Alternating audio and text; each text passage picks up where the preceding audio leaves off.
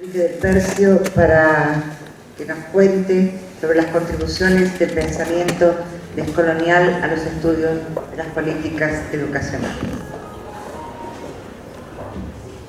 Muchas gracias, muito obrigado a querido Jefferson, querido César, organizador de este encuentro, y verdaderamente un placer compartir esta mesa con Altair, con Pedro, con Estela. Eu vou falar em portuñol. Por que eu amo portuñol? Porque o portuñol é a lingua dos povos que desexan comunicarse, porque non teño unha academia que dice isto é correcto, isto non é correcto. Obviamente, o portuñol disgusta a moitos intelectuais, disgusta a moitos universitarios, porque moitos intelectuais e moitos universitarios gustan das cosas puras, gustan das linguas puras, gustan das ideas puras. Moitos deles merecerían ser netos de outros que gustaban das razas puras. Mais acontece que as linguas puras non existen, as ideas puras non existen, as razas puras tamén non existen. Porque siempre que uno procura comunicarse, siempre que uno se abre al outro, necesariamente se contamina. La apertura al outro implica necesariamente a contaminación. O único modo de non caer no risco da contaminación es estar inmune, inmunizado. Mas a palabra inmune viene de munus, cuidado, es el cuidado que eu teño dentro mío. Fico inmune a unha enfermedade, teño inmunidade diplomática. Mas o problema es que la inmunidade, la immunitas, es lo contrario a la comunitas. E se nós queremos formar unha comunitas, atenção, isto non ten nada que ver con o comunitarismo e demais, eso é outra cosa, digo para os garotos que despois non me pongan en esos mapas que você faz, Enrique, es comunitarista, ¿no? Estou falando da necesidade de conformar unha comunidade de pesquisa entre todos nosotros, então, por iso, vou a falar en esta lingua impura. Vamos a falar do que a organización me pidió, que es traballar o pensamento descolonial, mas tamén o pensamento da chamada esquerda lacaniana ou os pós-lacanianos. Particularmente, eu quisera, cando César me propuso isto, bueno, ainda Ernesto Laclau estaba vivo. Então, eu, lo primeiro que le dije es non falar de todo, non va a ser simple, prefiro.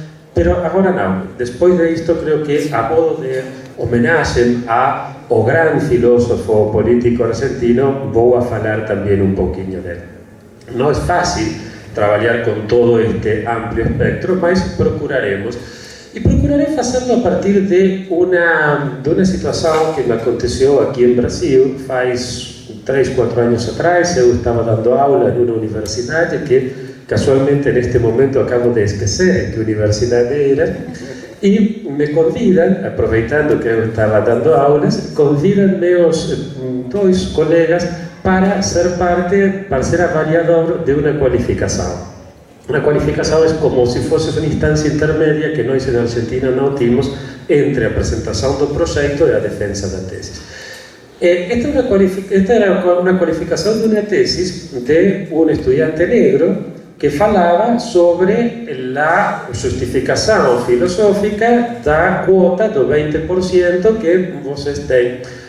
A cuestión es que este garoto fundaba toda a súa tesis en la filosofía de Kant, de Immanuel Kant. Bueno, cuando él termina, eu começo a preguntarle por que en Kant. Vocês lembram, não? Como Kant falava de a quantidade de chicotazos que hai que darles aos negros, como debía ser o chicote para que, porque os negros têm a pele máis dura que os brancos. Uma pessoa, por um lado isto, por outro lado ele dizia, se você é negro, você é neto dos escravos, que dignidade tinha seu avô? E ainda mais, se seu avô tinha alguma dignidade, que dignidade tinha o escravista, o dono de seu avô? ¿Se entiende? Porque o escravo pode ter alguna dignidade, pero unha persona que é dono de escravo, que dignidade ten? Bueno, varias preguntas, outras máis complexas desde o punto de vista filosófico, que aquí non vou a traer a colación. A cuestión é que o garoto me pregunta, bueno, se eu non vou a fundar miña tesis en Kant, entón en quen? E ele digo, non sei, você é negro, você me ten que enseñar a mi filosofía bantú. Eu lo que podo facer é presentarle personas que estudian filosofía Bantu. Eu non o coñezo, mas lo que eu posso si facer é sugerirle lecturas de filósofos judíos que van a serle moito máis úteis que Kanchi, porque ten moito máis estudiado esta cuestión, ou, por supuesto, toda a filosofía que encuentra unha tradición moito rica en a filosofía da liberación, a teología da liberación, a pedagogía do oprimido, e que desde aí va encontrando lo que hoxe podemos chamar os autores que forman parte deste colectivo que chamase o pensamento descolonial. E le falo de Dussel, le falo de Scanone, le falo de... Veía que o garoto me miraba e non conocía esos nombres, que son para unha persona que estudia filosofía. Bueno, cando terminamos de isto, me convidan a almorzar e foi un momento verdadeiramente un pouco violento, porque estaba o garoto aquí, o director de tesis acá e outro avaliador aquí, e o garoto toma o seu cuaderno, toma a súa caneca e me comienza a preguntar por o nome destes autores diante deles. Então, faz 3-4 anos atrás, uno en Brasil podía falar de futebol sen problema, então comecei a falar de futebol para facer unha cousa, unhas brincadeiras, unha cousa que para alivianar o momento. A cuestión é que a conversación máis importante aconteceu unos minutos despois no bañeiro, cando cruzome con o director da tesis deste garoto. E aí le pregunto, mas por que vocês facen que este garoto fundamente súa tesis en Kanchi e non en judíos o a filosofía Bantu, que sería sobre todo lo máis interesante para nós? E ele me dice, olha, Enrique, você é unha cousa que non comprende. Este garoto é negro, entón xa xoga en segunda división. Se além disso, nós levamos a falar de autores que tamén xogan en segunda división, este nunca va a salir de unha línea media ou baixa, nunca va a salir da segunda división no terreno académico. Ou seja que nós traemos a un garoto negro moito inteligente e lo metemos acá dentro para cambiarle el chip y sacar una especie de Obama. ¿Cuál es el sentido de esto? El sentido de la educación, de incluir a los negros, es que ellos nos enseñen a nosotros con la ayuda que nos podemos darle, de brindarle, sí, algunas guías para que ellos estudien, mas la idea es que eu possa aprender de bueno, esto nos lleva a precisamente un punto central da problemática que estudia el pensamiento y la filosofía descolonial.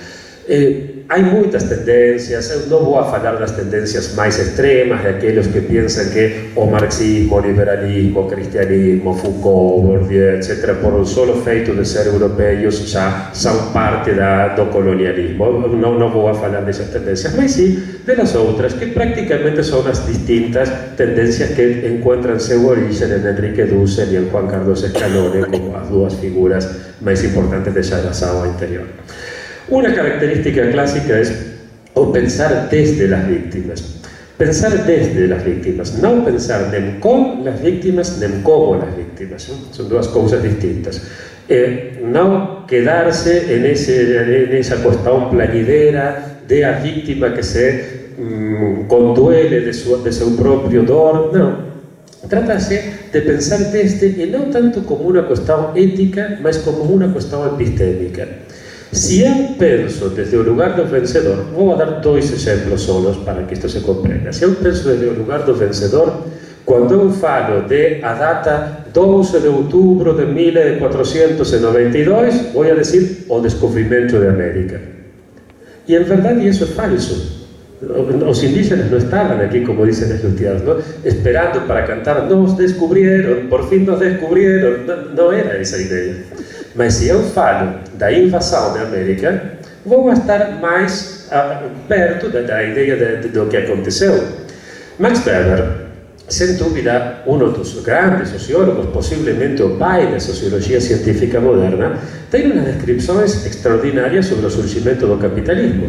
Mas esquece um elemento pequeno, que o ouro, a prata, o cacao, o café, o té, o algodão, todas estas coisas en las cuales es imposible pensar o capitalismo, solo se explican a partir da invasão de América.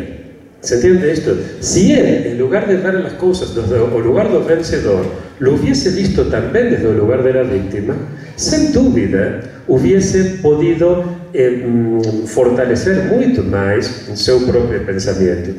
Eu não é que eu seja nem weberiano nem anti-weberiano, é só um exemplo que estou dando do problema de pensar de quando não pensa-se desde a vítima.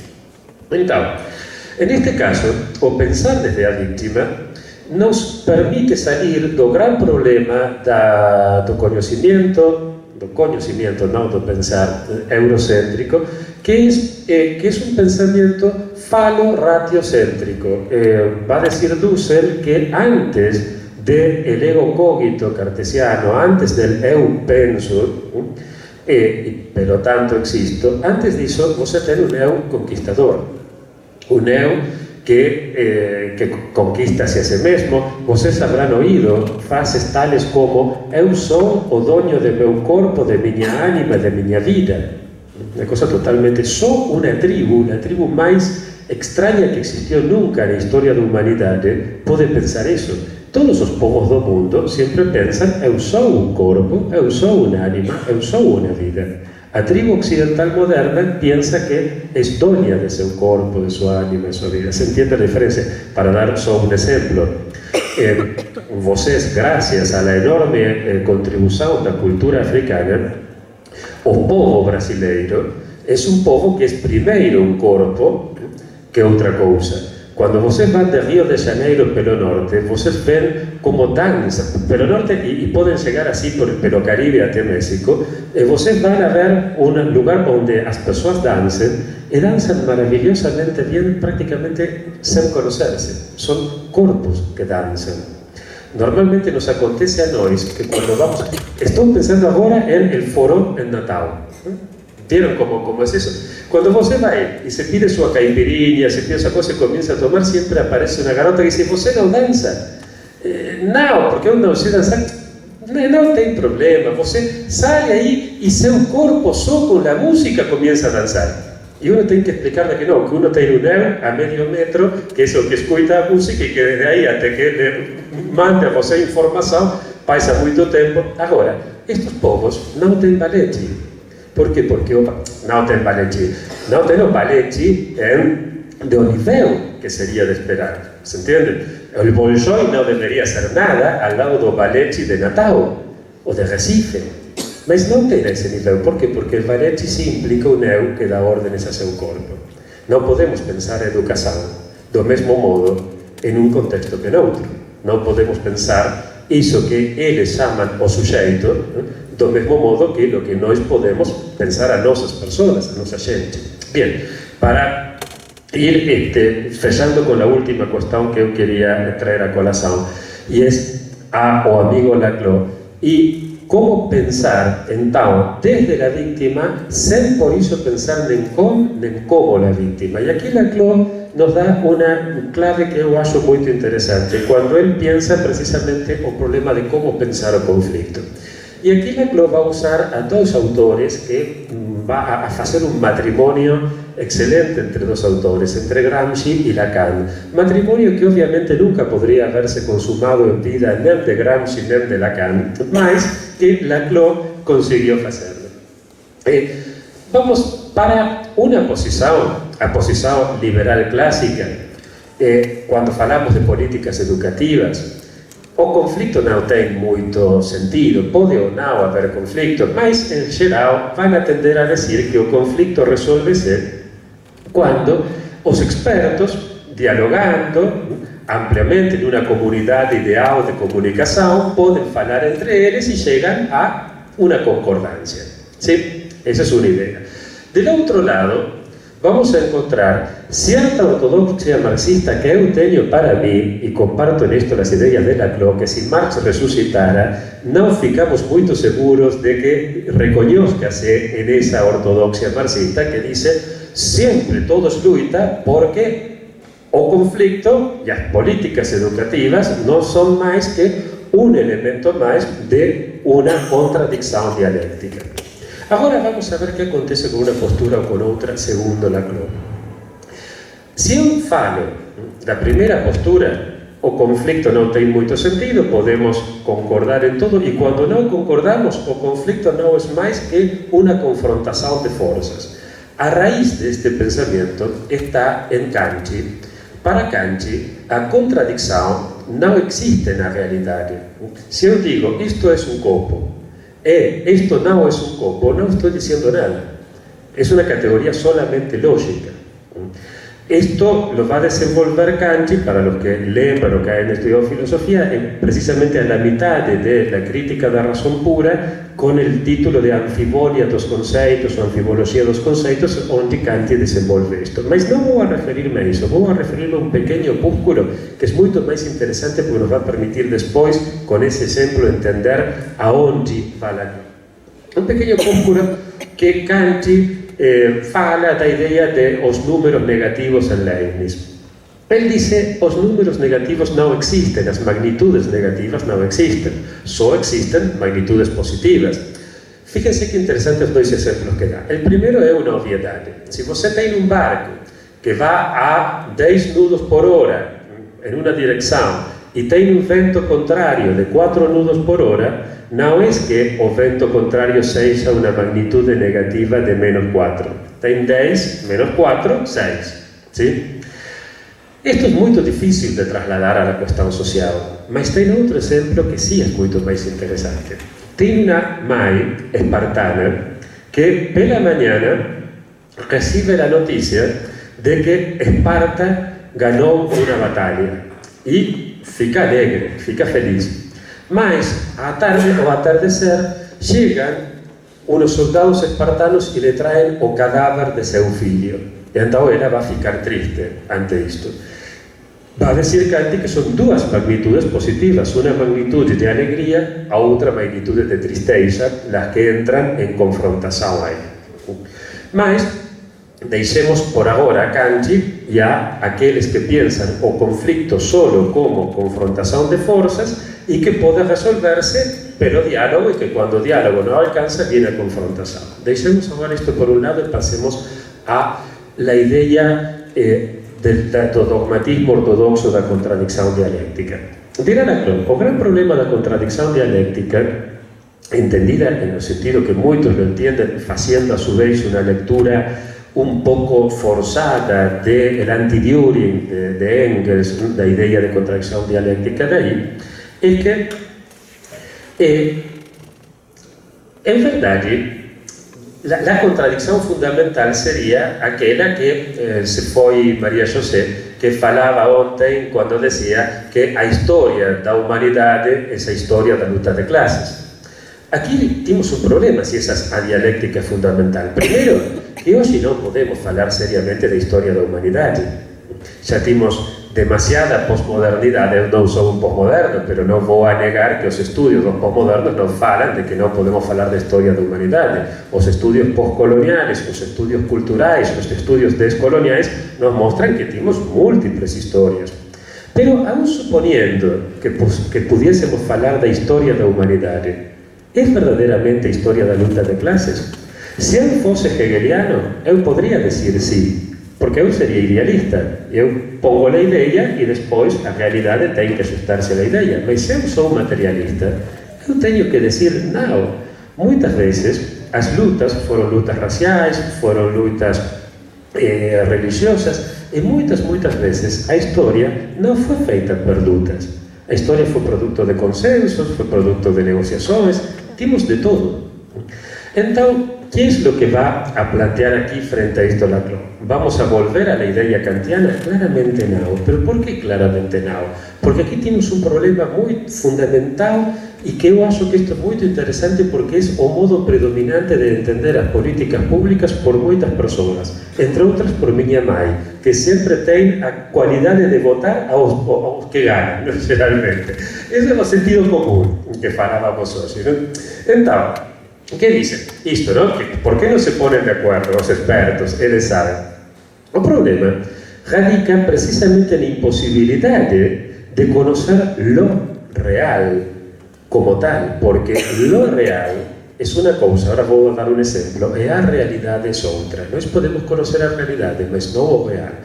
Vuelvo al ejemplo de Kanti e a la mãe espartana.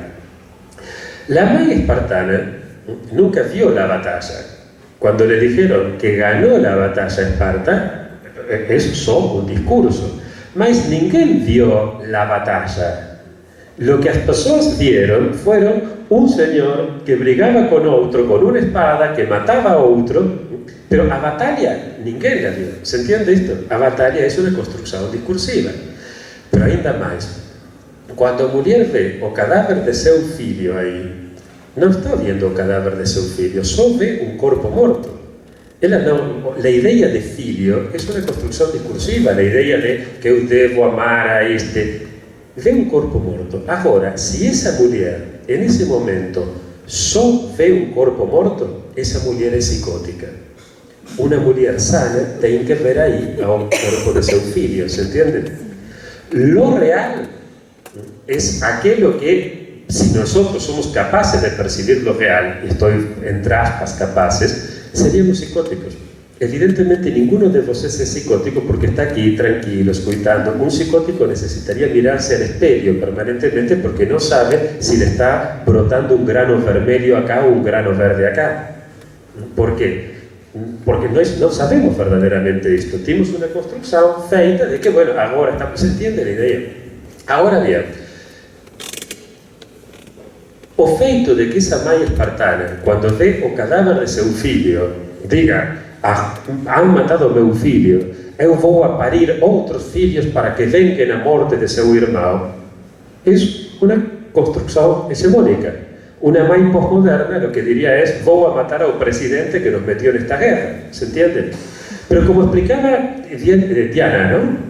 Diana, esta mañana, la cuestión de hegemonía no es una cuestión de que vengan unas personas ruines que digan cómo vamos a dominar ao povo, no. Ser una construcción hegemónica seríamos una sociedad psicótica, ¿se entiende la idea esta? Entonces, a gran luta, precisamente, pela hegemonía, es una luta que se da no en el registro 1, no en el registro 2, sino que es una luta de hegemonías, para lo cual tenemos necesidad de pensar la cosa desde otro ángulo, y en los 6 minutos según meu ordoxo, vamos a ver muy brevemente desde qué ángulo. La primera postura, la postura liberal, es la que ve toda a idea da sociedade desde a perspectiva da liberdade como clave de bóveda. É unha liberdade entendida como miña liberdade termina onde comienza a liberdade de los demais. Isto é, para ser eu plenamente libre, debería ficar eu sozinho neste mundo. El outro é un límite a miña liberdade. Desde a outra perspectiva, normalmente son aqueles que plantean como clave de bóveda a idea de igualdade. ¿Sí? Eu acho que todos deberíamos ser iguais e vamos a facer a luta até que... Mas a terceira posição nos fala de outro costado, nos fala, eu acho, da fraternidade. Por quê? Porque a ideia de fraternidade nos diz: aqui não tem pai, aqui não tem mãe. Isto é, não temos um pai que põe a lei e não temos uma mãe útero que nos contiene a todos. Se todos somos irmãos, vivimos em relações horizontais. Alguno de vocês, quem de vocês tem irmãos? Levante a mão, por favor. O que tem irmãos. Agora, deixe a mão levantada aquele que nunca jamais brigou com seu irmão. Todos brigaram com seus irmãos? Lógico. Por quê? Porque os irmãos, relações horizontais, geran el conflicto. A relación vertical tiende a disuadir del conflicto. O sargento no pelea con o teniente. Bien, la cuestión es que entonces, hoy estamos viendo una cuestión, no voy aquí porque no tengo tiempo, de mencionar toda a enorme literatura que desde Guamán Poma, si vocês não conhecem a Guamán Poma, por favor, conheçam-no, ¿no? Un indígena muito interesante, desde Guamán Poma, Bartolomé de las Casas, Montesinos, até hoje, toda a literatura sobre a fraternidade que se ha producido na América Latina. Não é casualidade que a ideia de fraternidade entre dentro da Carta das Nações Unidas, levada de la mão por esse brillante intelectual brasileiro que foi Astragésilo de Ataíde, o intelectual nascido em Caruaru, no estado de Pernambuco. Que muitos de vocês brasileiros não sabem que foi pernambucano el que incluiu isso. Então, se não tem pai e não tem mãe, toda a tradição, decíamos, latino-americana nisto vai a ter uma enorme riqueza nova. E por que essa riqueza hoje no século XXI vai ser ainda maior que em séculos passados? Fecho com isto.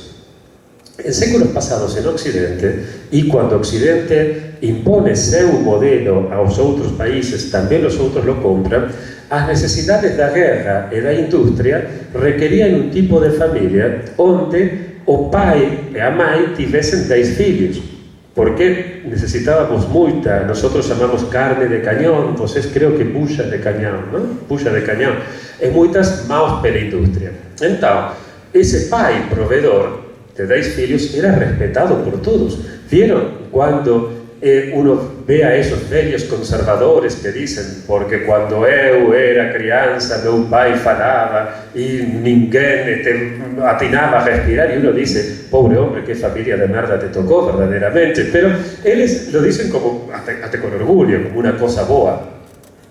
Que acontece en cambio hoje? Hoje, como o sistema não necessita que a familia tenha 10 filhos, porque não sabemos o que fazer com isto, nem a guerra necessita tantas pessoas, nem a indústria, e além disso, pelo impacto das novas tecnologias informáticas e comunicacionais, o que requerimos é que o casal, que o matrimônio, quédate tranquila que me estou seguindo bem, o casal, o matrimônio, compre coisas com mais alto valor agregado. Quando eu era criança, apareceu a televisão cor. Eu pergunto a meus avós que tinham ainda uma televisão branco e negro, e vocês por que têm uma televisão branco e negro? E meu avô me disse, porque funciona, porque anda, para que vou a cambiar? Hoje nós temos que cambiar, aunque funcione, porque isso necessita o sistema. ¿Se entiende? Temos que cambiar o carro, temos que cambiar o celular. Uma família com 10 filhos não pode fazer isso. Para que a família não tenha 10 filhos, requerimos e que haja que tenham 2 entradas de dinheiro em cada família, o ideal é que a mulher trabalhe. Como a mulher trabalha, então a família tem menos filhos. E como o pai e a mãe normalmente sentem-se culpables porque têm que trabalhar para comprarle ao filho as tênis Nike que o filho pide, que aunque você diga, você não necessita as tênis Nike, quando você vai ao sábado a buscar a seu filho e todos os companheiritos têm as tênis Nike, exceto o seu filho, você volve. Então, o que acontece? A família hoje gira em torno ao filho. Quando eu era criança, meu pai decidia onde ir de vacaciones. Em janeiro passado, un amigo me dice, eu odio Punta del Este, porque en janeiro van tantas pessoas. E por que você vai? E porque minhas 2 garotas têm seus enamorados que van a Punta del Este, se entende? Hoje miramos o programa de televisão que decide o filho, não digo nada se a mulher se separa e vai se vivir com outro que encima tem o doble da culpa, o novo marido não vai poner límites ao garoto porque não é seu pai, e o pai, quando lo vê o fim de semana, não vai poner límites. Então, hoje, o filho é o que decide tudo. Então, esse filho, quando sai de casa, o que sabe fazer é sacar-se uma selfie e subir da Facebook. Passamos de Edipo a Narciso. Fecho o minuto que me falta com isto. En los tempos de Edipo, cuando o filho salía de casa, en la escuela veía a la maestra y era la idea da lei, la idea do pai, função o pai. Quando saía de casa necessitava um pai que lhe dissesse o que fazer. Esse pai se podia chamar Garrastazu Medici, Figueiredo, Videla, Pinochet, ou podia ser também um pai democrático, podia chamar-se não só Stalin, Mao, Hitler, podia ser De Gaulle, podia ser Perón, podia ser Getúlio. Hoje, o garoto sai da casa e sabe que não tem pai. Pode tirar abaixo aquele que se considere pai, como Mubarak em Egipto. Mas depois não sabemos o que fazer.